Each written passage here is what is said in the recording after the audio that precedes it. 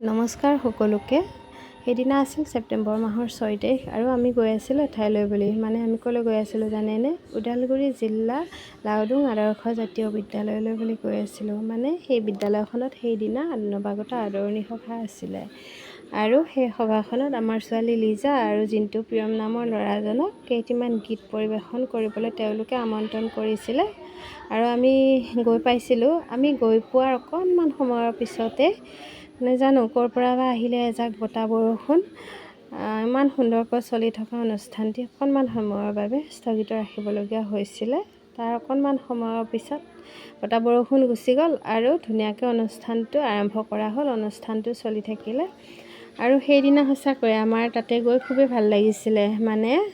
তেওঁলোকে আমাক ইমান আদৰ সন্মান মৰম স্নেহ দিলে সেইদিনা। আমি সঁচাকৈ তেওঁলোকক শলাগ ল'বলগীয়া আৰু তেওঁলোকৰ এই মৰম স্নেহ আদৰ সন্মানখিনি আমি কোনো দিনেই পাহৰি যাব নোৱাৰোঁ।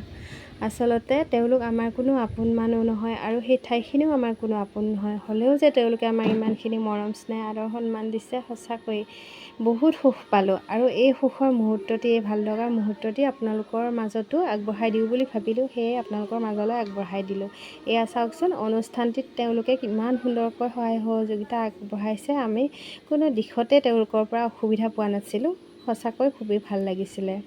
আৰু মই এটা কথা ক'ব বিচাৰোঁ, এই আদৰ সন্মান মৰম স্নেহখিনি কিন্তু টকা পইচাৰে কোনো দিনে কিনিব নোৱাৰি। আচলতে মানুহক টকা পইচাও লাগে, হ'লেও মৰম স্নেহ সন্মানখিনিও দৰকাৰ হয়। আমি দুখীয়া মানুহ হ'লোঁ বুলি আমাক কোনেও এনেকুৱাকৈ মৰম আদৰ দিবলৈ নিবিচাৰে। বিশেষকৈ আমাৰ আপোন ঠাইত আপোন মানুহৰ পৰা এইখিনি আমি পোৱা নাই, যিখিনি আমি অচিনাকি মানুহৰ পৰা পালোঁ। সঁচাকৈ বহুত ভাল লাগিল সেইদিনা যে। আপোনালোকক বহুত বহুত ধন্যবাদ দেই।